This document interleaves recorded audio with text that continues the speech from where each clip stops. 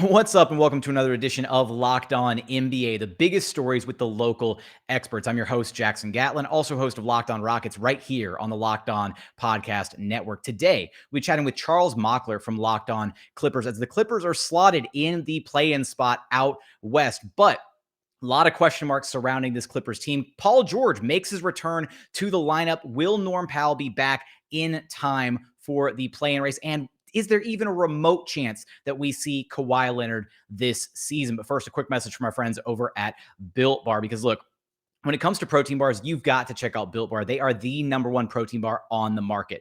Every single bar is coated in 100% delicious chocolate. They're not gritty or chalky like other protein bars out there can be. They've got so many incredible flavors to choose from. Raspberry, strawberry, mint brownie, peanut butter, my personal favorite, coconut brownie chunk. You can't go wrong with a single bar on their menu.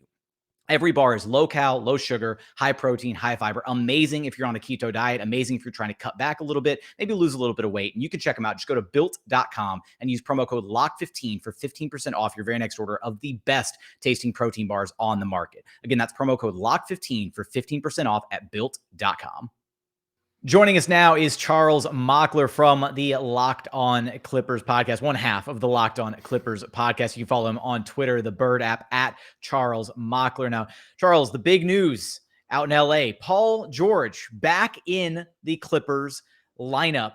And it's maybe been a bit of a mixed bag with PG, since his return. He's had a really strong game the first night out, then a couple, so-so performances. But just in your eyes, how has he looked, kind of getting reacclimated, getting back out there, on the court for this Clippers team? I think what's been surprising, honestly, has been the defensive side of the ball. I think his first game back, he had 4 steals, close to 5, a handful of deflections in there too, which is huge. That's been great. Offensively, I think we were spoiled in his first game back a little bit for sure. We kind of came back down to earth in that second game back, but it's been phenomenal. He's raised the floor for everybody. Luke Kennard is someone who I immediately think of has gotten a lot better now that Paul George is back. We've seen him and Robert Covington share the floor, which has been terrifying for other teams. So everyone's pretty excited. It's gone as well as we could have wanted it to go, but I'm not trying to get too hyped as we kind of coalesce before this play-in game. Yeah, is there almost like, because with the injury that he had, right, with the elbow, like the UCL, some like acronym like letter series there, right? Like, but Sure. with the elbow injury, right? There's maybe like a bit of a like he needs some like ramp up time to get back to where he's normally at the level to be expected offensively. Whereas like getting him back in the lineup, at least defensively, it's not like one of like a lower leg injury where you think it's going to like impact his like lateral mobility or anything. So he's basically looked like the same Paul George defensively, kind of elevating that side of the floor, right? Yeah, which has been very surprising. We all kind of had to check ourselves because we were like, oh, he's moving pretty well. But to your point, it was like he hurt his elbow, right? It wasn't exactly like a lower leg or something like that. So, I mean, and it's a credit to how the team's gotten him in shape too, for sure. And how he's just kind of committed to this comeback and been able to impact both sides of the ball other than the first quarter when he came back immediately.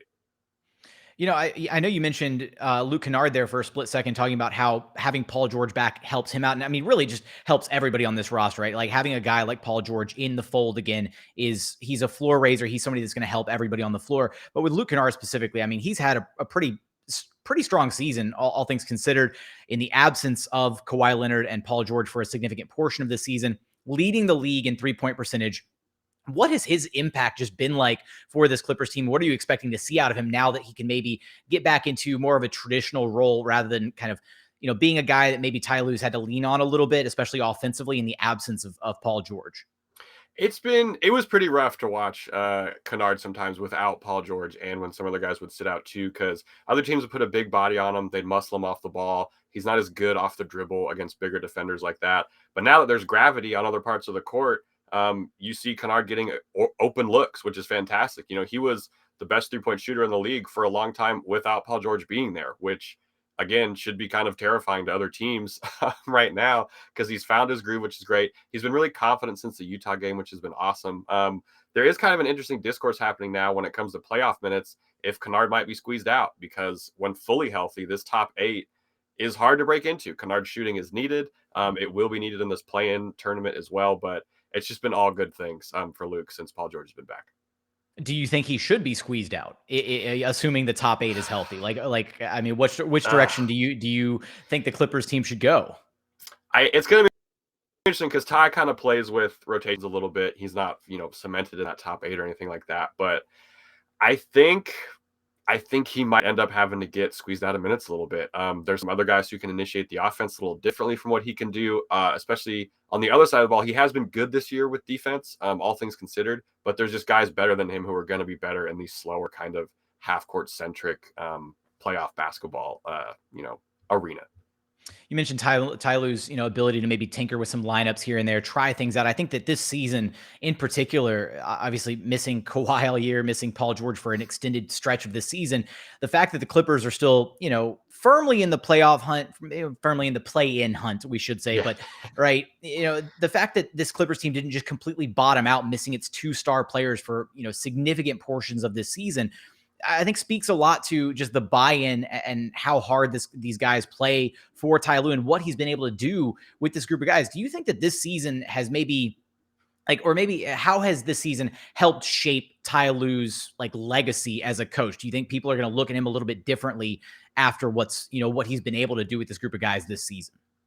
I hope they do, because if you saw what he did last year and you still somehow didn't think that Ty Lue was a good coach, you probably weren't going to be convinced at that point, to be honest with you. But this has been a phenomenal season. Everyone's bought in.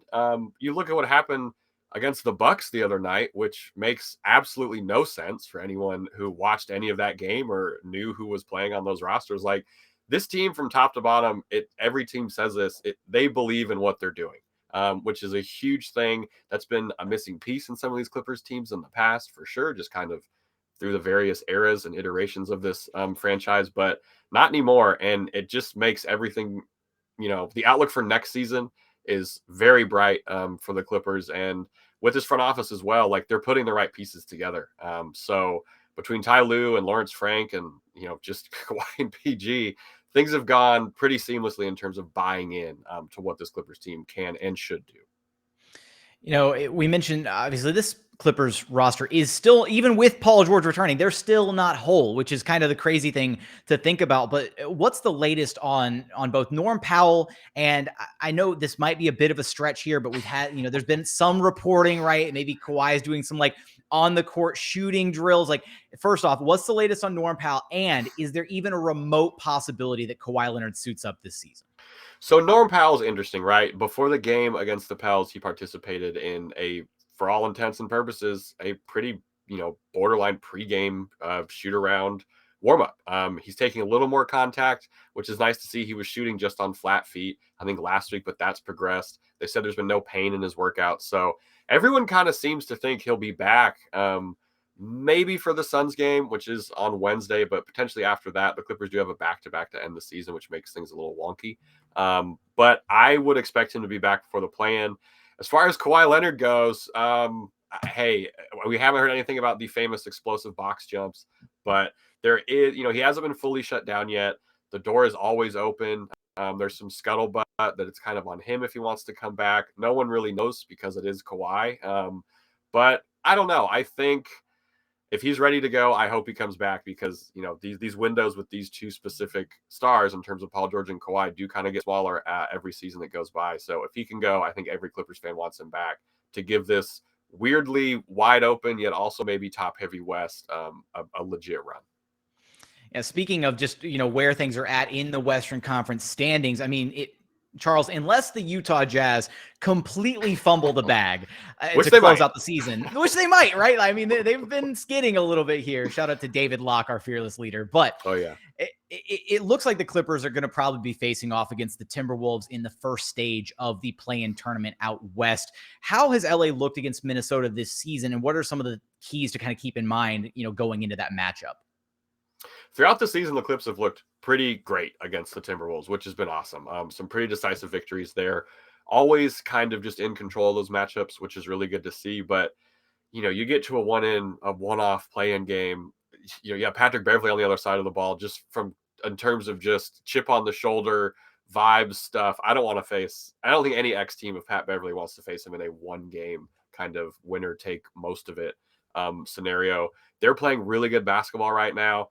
I'd be a little nervous. I'd be a lot less nervous if Norm Powell comes back and can get some run in, but I like the Clips' chances for sure, and I like what Ty Lue's been able to do, kind of working on these new lineups as we get used to seeing Paul George and Robert Covington and Norm Powell, who Powell and PG haven't played together at all this season, so that's something that's going to have to get figured out. Paul George is getting up to speed. Will Norm Powell make it back before the play-in game? How far can this Clippers team realistically go in the playoffs this season? You're going to have us covered for all of that and more over at Locked On Clippers. Charles, appreciate you stopping by Locked On NBA with me. Always. Thank you.